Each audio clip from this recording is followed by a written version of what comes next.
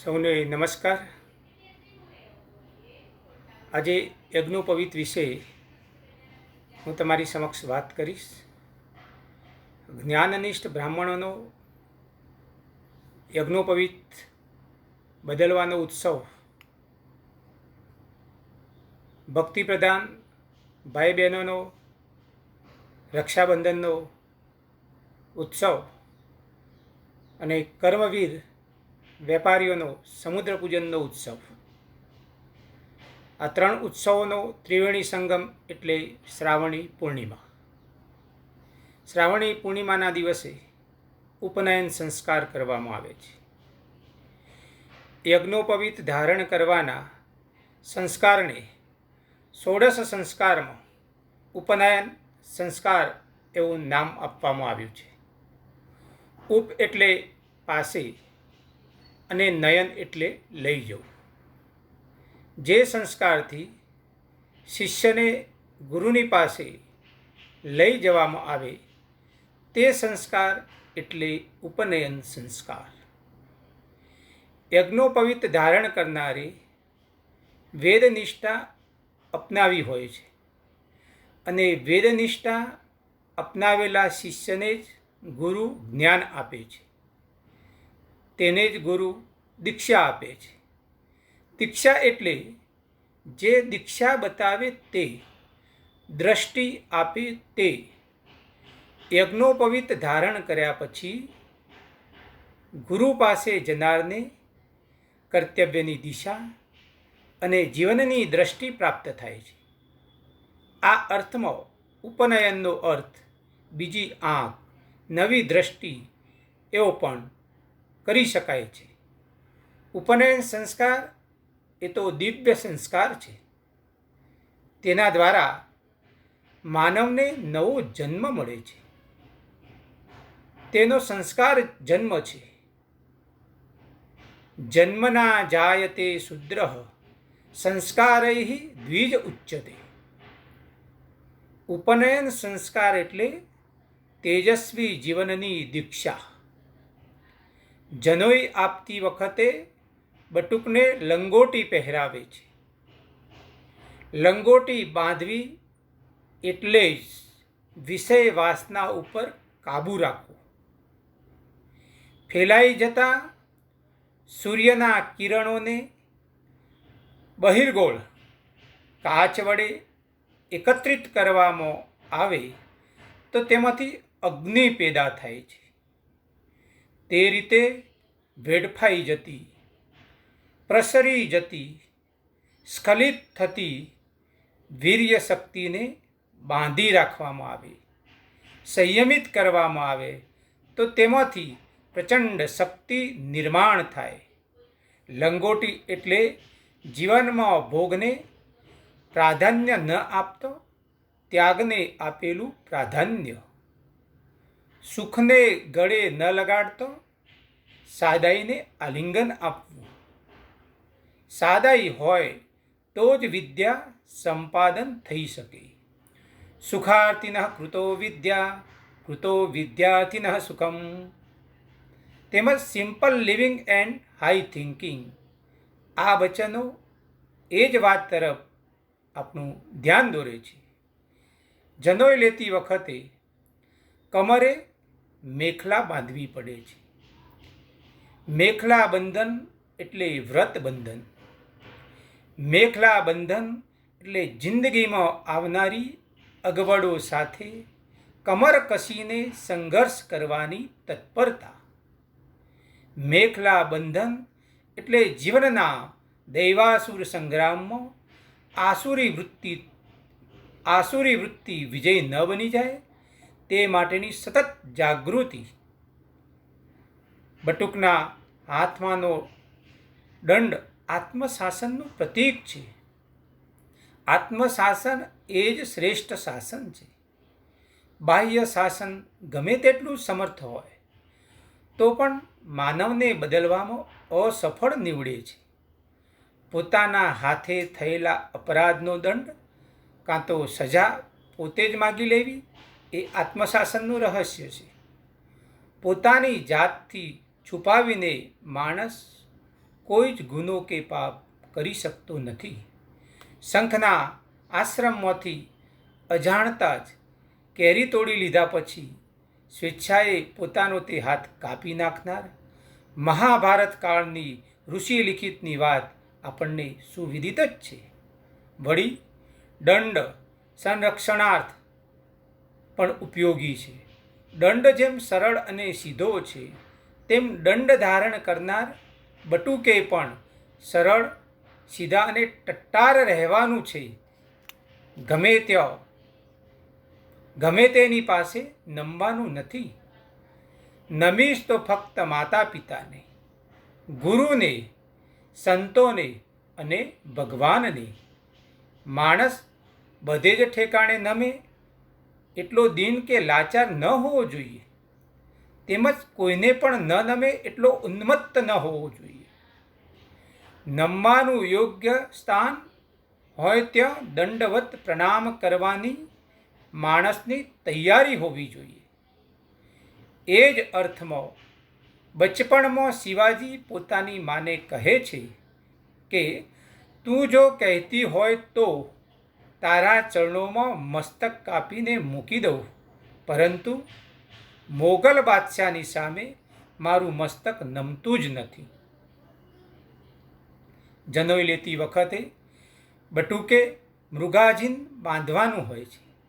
તે કૃતજ્ઞતાનું પ્રતીક છે. માનવને માંસાહાર પરથી વનસ્પતિ આહાર પર લાવવા માટે ઋષિઓએ વર્ષોના વર્ષો સુધી અથાગ પરિશ્રમ કર્યો છે. તેમણે માનવને ખેતીની કલા શીખવી અન્ન નિર્માણ કરતા કર્યા, પરંતુ હરણાઓની દોડધામથી પાકને નુકસાન થવા લાગ્યું. અનાજ નષ્ટ થાય તો માનવ ફરી માંસ ખાવા લાગે. તેથી માનવના ઉત્કર્ષને ધ્યાનમાં રાખી નિર્દોષ હરણાઓને મારવાનું નક્કી થયું, અને આ રીતે મૃગયા એ રાજધર્મ બન્યો. પરંતુ માનવના વિકાસ માટે હરણાઓનું બલિદાન લેવાય છે. એ વાતને ધ્યાનમાં રાખી કૃતજ્ઞ બુદ્ધિથી ઋષિઓએ મૃગચર્મને પવિત્ર માન્યું. દેવસ્થાન કે પૂજામાં ચામડું ચાલે નહીં, પણ મૃગચર્મને ત્યાં બાદ આવતો નથી. માનવ વિકસન પરંપરામાં સાંસ્કૃતિક હેતુસર જે લોકોએ બલિદાન આપ્યા હશે તેમનું હું સતત સ્મરણ કરીશ, તેમજ જરૂર પડે તેવું બલિદાન આપવા તૈયાર રહીશ. એ વાતની મૃગાજીન ધારણામાં પરોક્ષ કબૂલાત છે. જનોઈ એ વૈદિક જીવન ધારણાનું પ્રતીક છે. જનોઈના 9 તાંતણા હોય છે, અને પ્રત્યેક તાંતણા ઉપર જુદા જુદા 9 દેવતાઓની પ્રસ્થાપન કરી હોય છે. જેમ કે ઓમકારમ પ્રથમ તંતૌ ન્યસામી, અગ્નિમ દ્વિતીય તંતૌ ન્યસામી, નાગાન તૃતીય તંતૌ ન્યસામી, સોમમ ચતુર્થ તંતૌ ન્યસામી, પિતॄન પંચમ તંતૌ ન્યસામી, પ્રજાપતિમ ષષ્ઠ તંતૌ ન્યસામી, વાયુમ સપ્તમ તંતૌ ન્યસામી, યમમ અષ્ટમ તંતૌ ન્યસામી, વિશ્વાન દેવાન નવમ તંતૌ ન્યસામી. તો પહેલા તંતુ પર ઓમકાર, બીજા ઉપર અગ્નિ, ત્રીજા ઉપર નાગ, ચોથા તંતુ ઉપર સોમ, પછી અનુક્રમે પિતૃઓ, પ્રજાપતિ, વાયુ, યમ અને 9મા તંતુ ઉપર વિશ્વ દેવતાઓ. આ રીતે આ દેવોનું આહ્વાન કરી તેમની પ્રસ્થાપના કરી હોય છે. જનોઈ હંમેશા આ દેવતાઓની યાદ આપે છે. શરીર ઉપર દેવતા બેઠા છે, તે મારા જીવનને અંકુશમાં રાખે છે. Fear of God is the beginning of wisdom. ભગવાન મારી જોડે છે એ વાતનું સતત સ્મરણ માનવ જીવનને અંકુશમાં રાખે છે. જનોઈ દ્વિજના શરીર પર કાયમને માટે ધારણ કરાયેલી હોય છે. તેના પ્રત્યેક કર્મોની તે સાક્ષી છે. તેના કર્તવ્યો અને સંકલ્પોની સ્મારક છે અને પ્રભુના સતત સાનિધ્યનું તે પ્રતીક છે. મા બાપ પાસે ન હોય અથવા શિક્ષક વર્ગમાં ન હોય તે સમયે બાળક ખૂબ તોફાન મસ્તી કરે છે, પણ તેઓની હાજરીમાં તે શાંત અને ડાયો હોય છે. તેમ આ પિતાતુલ્ય દેવોને છાતી ઉપર સતત બેસાડ્યા હોવાથી માનવીનું વર્તન વિવેકી થાય છે. ખેડૂતના વેશમાં રહેલા ઇંગ્લેન્ડના બાદશાહનું તેની જ મિલિટરીના એક વિભાગનો કેપ્ટન અપમાન કરે છે. તેને સામાન્ય ખેડૂત માની તેની સાથે ઉદ્ધતાઈભર્યું વર્તન કરે છે. પાછળથી તે ઇંગ્લેન્ડનો બાદશાહ છે એમ ખબર પડતા કેપ્ટન ધ્રુજી ઉઠે છે. તેનું વર્તન સંપૂર્ણપણે બદલાઈ જાય છે. તે બાદશાહના ચરણોમાં નમસ્કાર કરે છે અને થઈ ગયેલી ભૂલને માટે યથાઉચિત સજા માગે છે. બાદશાહ તેને એટલું જ કહે છે કે સતત ઇંગ્લેન્ડનો બાદશાહ તારી જોડે છે એમ સમજીને વર્તન કરતો રહેશે તો કદી આવો ઉદ્ધત બનશે નહીં. બસ આટલી જ તને સજા છે. આ વાત પરથી જનોઈનું મહત્ત્વ સહેલાઈથી સમજી શકાય છે. જનોઈ આપણને કહે છે, જગતનો બાદશાહ સતત તારી જોડે છે. તું એને જોઈ શકતો નહીં હોય, પણ તે તને અને તારા કાર્યોને સતત જોતો રહેલો છે. આટલું ધ્યાનમાં રાખીને ચાલશે તો તારું આખું જીવન બદલાઈ જશે. ભગવાન આપણી જોડે છે એમાં એક મોટું આશ્વાસન પણ રહેલું છે. જીવન સંગ્રામમાં આપણે એકલા નથી. ભગવાનનો આપણને સાથ છે, જેથી જનોઈધારી માનવ કદી હિંમત હારતો નથી. જનોઈ માનવને નમ્રતાનો પાઠ શીખવે છે. ભગવાન તારી સાથે રહીને તારું જીવન ચલાવે છે. તું તો નિમિત્ત માત્ર છે એમ કહીને જનોઈ માનવને નમ્ર બનાવે છે. નિમિત્ત માત્રમ ભવ સભ્ય સાચીન, એવું શ્રીમદ ભગવદ્ ગીતામાં ભગવાન અર્જુનને પણ એ જ ઉપદેશ આપે છે.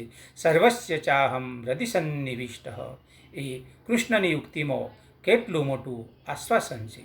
જનોઈના નવતંતુઓને 3-3 ગુણથી ત્રિસૂત્રી બનાવવામાં આવે છે અને એ સૂત્રો પર અનુક્રમે ઋગ્વેદ, યજુર્વેદ અને સામવેદની સ્થાપના કરવામાં આવે છે. ત્યાર પછી આ ત્રણેયની ગાંઠ મારવામાં આવે છે. તેને બ્રહ્મગાંઠ કહે છે. ત્યાં અથર્વવેદની સ્થાપના કરવામાં આવે છે. ઋગ્વેદમ પ્રથમ દોરકે ન્યસામી, યજુર્વેદમ દ્વિતીયમ દોરકે ન્યસામી, સામવેદમ તૃતીયમ દોરકે ન્યસામી, અથર્વવેદમ ગ્રંથૌ ન્યસામી.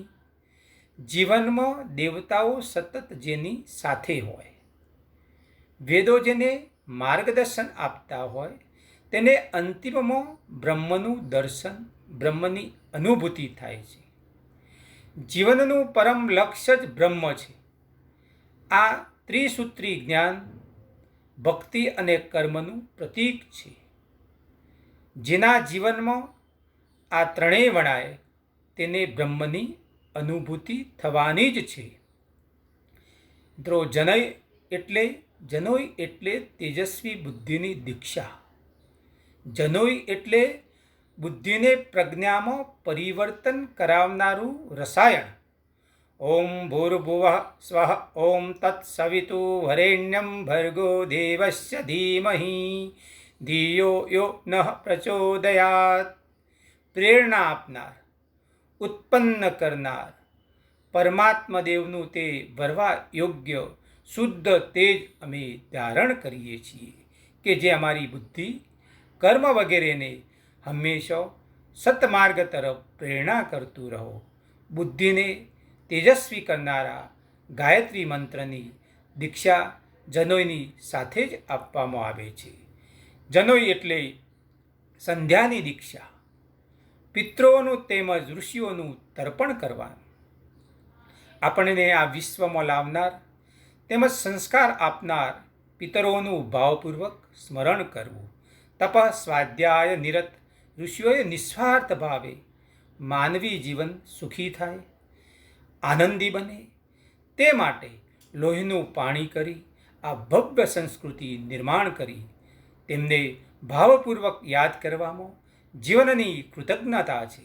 માનવ વધુ કંઈ ન બને તો વાંધો નહીં, પણ કૃતજ્ઞ નગુણો તો ન જ બને.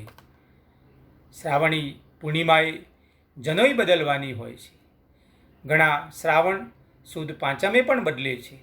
જનોઈ બદલતી વખતે વિશ્વ નિયંતા યમ ભગવાનને પ્રાર્થના કરવાની કે ભગવાન, હું વૈદિક વિચાર મુજબ જીવીશ અને તે મુજબ ભગવાનનું કાર્ય કરીશ.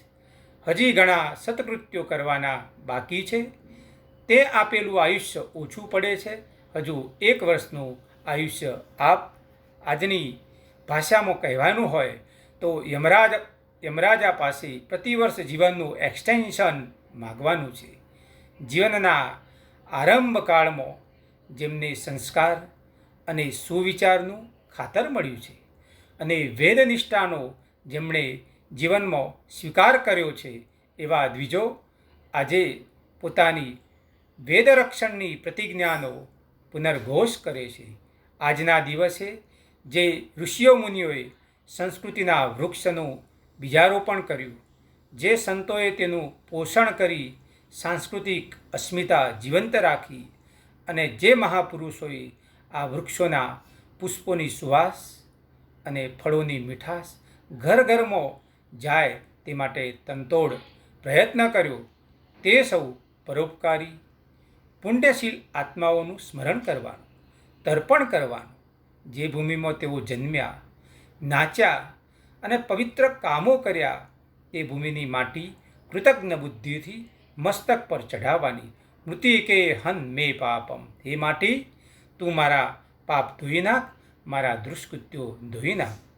હું ભારતની માટી માથે લઉં છું. મારે મન તે અતિ પવિત્ર છે. જે માટી ભગવાન રામે પોતાના ચરણો વડે ખૂંદી, જે માટીમાં ભગવાન કૃષ્ણ નાચ્યા, જે માટીમાં બેસી ભગવાન બુદ્ધે ધ્યાનસ્થ થઈ માનવને નૈતિક જીવનનો સંદેશો આપ્યો, જે માટીમાં ભગવાનના નવ અવતાર થયા, જ્યાં યાજ્ઞવલ્ક્ય, પતંજલિ, વેદવ્યાસ અને વશિષ્ઠ જેવા ભગવાન તુલ્ય ઋષિઓ થયા, ભૃગુ અને પિપ્પલાદ, અત્રિ અને ચવ્વન, સુક અને નારદ અને આવા તો સેંકડો ઋષિ મુનિઓએ લોક કલ્યાણ માટે લોહીનું પાણી કર્યું, પોતે બળી સમાજને ચીરકાળ માટે પ્રકાશ આપ્યો. ભારતની માટીના કણકણને પવિત્ર બનાવી પોતાનું જીવન મહેકતું કર્યું. તે પવિત્ર રજને માથે નહીં ચડાવું તો બીજા કોને માથે લઈશ? જ્યાં સેંકડો સંતોએ ભારતીય વિચારધારા, વૈદિક વિચારધારા ભાવભર્યા અંતઃકરણથી ઘર ઘરમાં વહેતી મૂકી, લાખો કરોડોને મુક્તિ પથ દાખ્યો. જે માટીમાં શંકર અને વલ્લભ, મધ્વાચાર્ય અને રામાનુજાચાર્ય અને ચૈતન્ય મહાપ્રભુ જેવા આચાર્યો થયા, અર્જુન, અભિમન્યુ અને હનુમાન જેવા વીર થયા, ભરત અને લક્ષ્મણ જેવા ભાઈ જન્મ્યા, દધીચી અને શિબી જેવા ત્યાગી થયા. તે માટીને મસ્તક ન ચડાવું? જે માટીઓ વેદો અને ઉપનિષદો, સ્મૃતિ અને પુરાણો આપ્યા તેને માથે ન લો? રામાયણ અને મહાભારત જેવું દિવ્ય અલૌકિક સાહિત્ય જ્યાં નિર્માણ થયું, જે માટીમાં ભગવાન શ્રી કૃષ્ણે ગીતાની મધુર મુરલી વગાડી તેને માથે ન લો? જે વિચારથી જ મન પવિત્ર થશે, શરીરનો રોમ રોમ પુલકિત થશે, તે મહાન ઋષિઓ, સંતો, જ્ઞાનીઓની, વીરોની મહાન ભૂમિ એટલે આ ભારત ભૂમિ.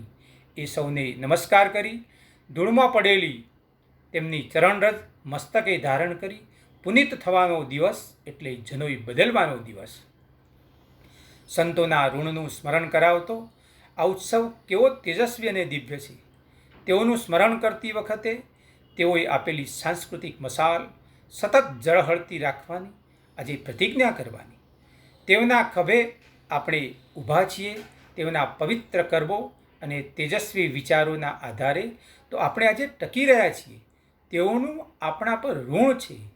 તેમના જ વિચારો અને સંસ્કૃતિને ટકાવી તેનો વિસ્તાર અને વિકાસ આપણે કરશું તો જ તેઓનું ઋણ ફેડ્યું કહેવાશે. પ્રાચીન સમયમાં યજ્ઞોપવિત બદલવા દ્વિજો તપોવનમાં જતા હતા. આથી તપોવન સાથેનો તેમનો આત્મીય સંબંધ ચાલુ રહેતો તથા તપોવનની પ્રગતિ, વ્યવસ્થા વગેરેનો તેઓને ખ્યાલ મળતો. વળી વર્ષ દરમિયાન જે ચિંતન કર્યું હોય અને જીવનમાં લઈ જવા પ્રયત્ન કર્યો હોય એવા વિચારો અને સિદ્ધાંતોની આપલે પણ ત્યાં થતી. સૌને આજના દિવસે સામાજિક અદ્વૈતની અનુભૂતિ સાંપડતી. શ્રીમંત ગરીબ, સત્તાધીશ સત્તાહીન, વિદ્વાન અભણ બધા એકત્ર એક ગુરુની, એક વિચારની, એક ધ્યેયની છત્રછાયા નીચે મળતા અને ગુરુના વિચાર મુજબ કાર્ય કરતા, ધ્યેયની સમીપ કેટલા ગયા તેનો વિચાર કરતા. આનાથી પ્રત્યેકને પોતાના વૈયક્તિક વિકાસનું માપ મળતું.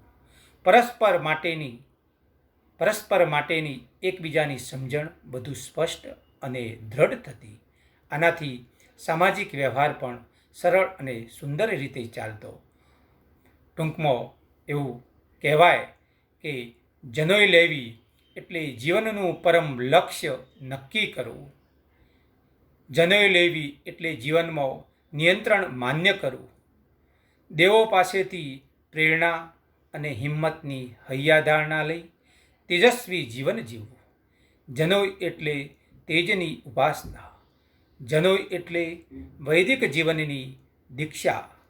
જનોઈ એટલે ઋષિ ઋણની કલ્પના, સ્વકર્તવ્યનું ભાન તેમજ હરિની હાજરીની અનુભૂતિ. ધ્યેય વગરના એટલે કે સરનામા વગરના કાગળ જેવા આજના યુવાનોને યજ્ઞોપવિત લેવી એટલે જીવન ધ્યેય નક્કી કરવું, પ્રભુ શ્રદ્ધા દ્રઢ કરવી, સાંસ્કૃતિક અસ્મિતા ઝળહળતી રાખવી. આ બધું સમજાવવાની જરૂર છે. જે દ્વિજે આ સમજણ પ્રાપ્ત કરી છે તે આવા યુવાનોને આ મહત્ત્વ સમજાવશે તો જ આ ક્રિયા પાછળનો મંત્ર પુનર્જીવિત થશે અને તો જ આ ઉત્સવની સાર્થકતા ગણાશે. તો મિત્રો, આ ઉપનયન સંસ્કારની, યજ્ઞોપવિતની વાત સંસ્કૃતિ પૂજનના પરમ પૂજ્ય પાંડુરંગ શાસ્ત્રીના વિચારો પ્રદર્શિત કર્યા છે. અસ્તુ. જય હિન્દ.